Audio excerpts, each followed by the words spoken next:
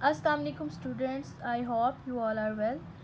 आज का हमारा टॉपिक है प्रैक्टिकल्स का पेपर पैटर्न। ठीक है, काफ़ी ज़्यादा बच्चों को प्रैक्टिकल्स का पेपर पैटर्न ही नहीं पता होता, जिसकी वजह से उनको काफ़ी डिफ़िकल्टीज़ होती हैं और वो पेपर में अच्छा परफॉर्म नहीं कर पाते। तो आज मैं आप लोगों को पेपर पैटर्न अच्छे तरीके से समझाऊंगी। आई होप आप लोगों को समझ आएगा। तो सबसे पहले हम लोगों को ये पता होना चाहिए कि प्रैक्टिकल्स होते कितने हैं। ठीक है, प्रैक्टिकल्स 4 होते हैं, 1 2 3 4। अब जो फर्स्ट प्रैक्टिकल होता है वो एनाटॉमी और फिजियोलॉजी दोनों बुक्स का इकट्ठे होता है, वो 100 मार्क्स का होता है। ठीक है, सारे प्रैक्टिकल्स जो 4 प्रैक्टिकल्स है ना, ये सारे के सारे 100 मार्क्स के होते हैं। तो पहला प्रैक्टिकल एनाटॉमी और फिजियोलॉजी का होता है, दूसरा प्रैक्टिकल बायोकेमिस्ट्री और माइक्रोबायोलॉजी का होता है, तीसरा प्रैक्टिकल फार्माकोग्नोलॉजी का होता है और चौथा प्रैक्टिकल फार्मास्यूटिक्स का होता है।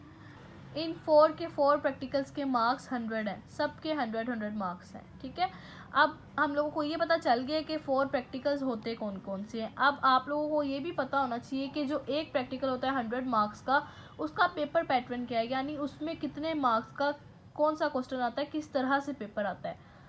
तो अब हम स्टार्ट करते हैं। 50 मार्क्स का इसमें वाइवा होता है। वाइवा में एग्जामिनर्स आपसे क्वेश्चंस करते हैं, ये क्वेश्चन आंसर्स का सेशन होता है जिसमें आपने उनको आंसर करना होता है। और क्वेश्चन वो उन सब्जेक्ट्स में से पूछते हैं जिसका आपका प्रैक्टिकल हो। जिस तरह आपका एनाटॉमी और फिजियोलॉजी का पहला प्रैक्टिकल होगा तो वो आपसे उन्हीं 2 सब्जेक्ट्स में से क्वेश्चंस करेंगे। ठीक है, और आपने बिल्कुल कॉन्फिडेंट होकर उनके आंसर्स देने हैं, आपने कंफ्यूज नहीं होना।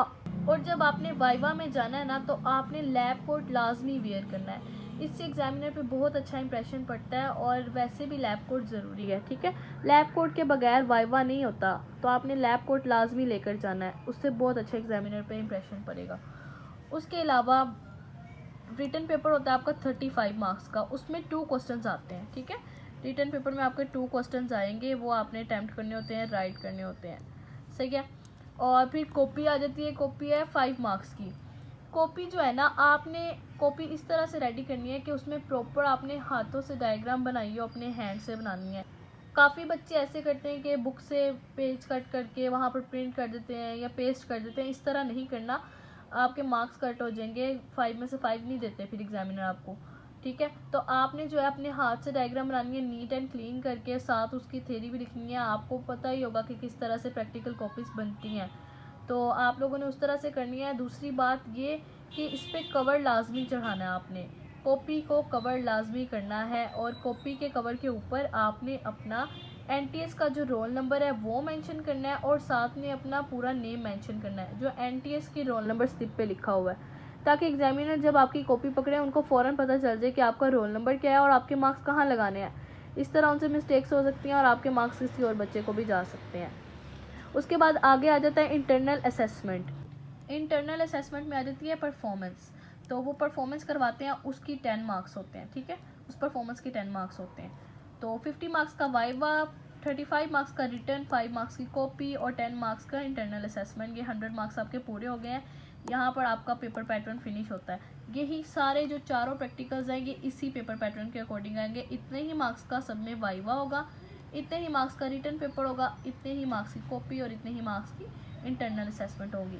तो मुझे उम्मीद है कि आप लोगों को समझ आ गया होगा पेपर पैटर्न।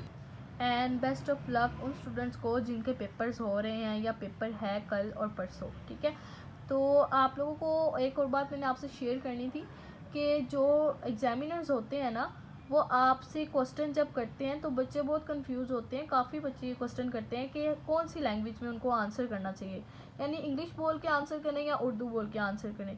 तो आपको मैं ये कहूँगी कि आप लोगों को कॉन्सेप्ट्स क्लियर होने चाहिए। हर सब्जेक्ट में जो भी टॉपिक्स हैं उनके कॉन्सेप्ट आपको क्लियर होने चाहिए, रट्टे नहीं चलते। तो आपने उनको कॉन्सेप्ट बताना है, चाहे आप उर्दू में बताएं चाहे इंग्लिश में बताएं। ये होता है कि इंग्लिश से ना उन पे इंप्रेशन अच्छा पड़ता है एग्जामिनर्स पे, लेकिन आपको उसका कॉन्सेप्ट भी क्लियर होना चाहिए। जब आप उनको इंग्लिश में डेफिनेशन सुनाएं तो आप उसको थोड़ा सा उर्दू में एक्सप्लेन भी करें कि इस बात का मतलब ये है और हमें कॉन्सेप्ट अच्छे तरीके से क्लियर है। जब उनको प्रॉपर आंसर मिलेगा तब भी आप वाइवा में अच्छे मार्क्स अचीव कर सकते हैं। अब पेपर पैटर्न आप लोगों को पता चल गया। आई होप कि काफ़ी स्टूडेंट्स को इससे आसानी होगी समझने में कि किस तरह से आप लोगों ने पेपर प्रिपेयर करना है और अपने माइंड में जो है आपने मार्क्स की डिवीजन कैसे करनी है कि कौन सी चीज़ ज़्यादा अच्छी प्रिपेयर करेंगे तो मार्क्स ज़्यादा अच्छे आएंगे। तो टोटल मार्क्स 100 होते हैं, 100 में से 50 वाला बच्चा पास होता है, तो 50 लेना मस्ट है। तो आपको उसके लिए वाइवा बहुत अच्छा प्रिपेयर करना पड़ेगा, क्योंकि जब वाइवा अच्छा देंगे ना आपके, अगर 50 में से आपको 40 भी आ जाए तो आपको काफ़ी इफेक्ट पड़ता है आपके ना रिजल्ट पे अच्छे मार्क्स आने के लिए, बहुत अच्छा रहता है वाइवा अगर अच्छा हो जाए आपका। तो आई होप आपको प्रैक्टिकल्स का पेपर पैटर्न अच्छे तरीके से समझ आ गया होगा, और मैं सब स्टूडेंट्स को अपनी तरफ से बेस्ट ऑफ लक कहूँगी। जिन जिन बच्चों का पेपर है, अल्लाह ताला आपको कामयाब करे और आपका पेपर बहुत अच्छा हो। और मेरे चैनल को भी सब्सक्राइब करें, शेयर करें अगर आपको मेरी वीडियोज़ अच्छी लगती हैं। आई होप कि आपको अच्छी लगती होंगी। अब नेक्स्ट वीडियो जो है मैं कल अपलोड करूँगी इंशाल्लाह ताला। अगर आपको कोई भी क्वेश्चन हो, कोई भी सब्जेक्ट के रिलेटेड आपको इन्फो चाहिए हो, तो आप कमेंट में मुझसे पूछ सकते हैं। मैं आपको वो टॉपिक इंशाल्लाह अपलोड कर दूँगी जल्द से जल्द। और जो मैंने इंस्ट्रक्शंस दिए हैं वो मत भूलिएगा, आपने लैब कोट लाजमी वेयर करना है ताकि एग्जामिनर पे आपका अच्छा इंपैक्ट पड़े। और उसके अलावा कॉपी पे कवर लाजमी चढ़ाना है। कवर चढ़ाने के बाद ऊपर उसके अपने रोल नंबर मेंशन करना है और नेम मेंशन करना है, रोल नंबर NTS वाला मेंशन करना है, और इंशाल्लाह आपका पेपर बहुत अच्छा होगा।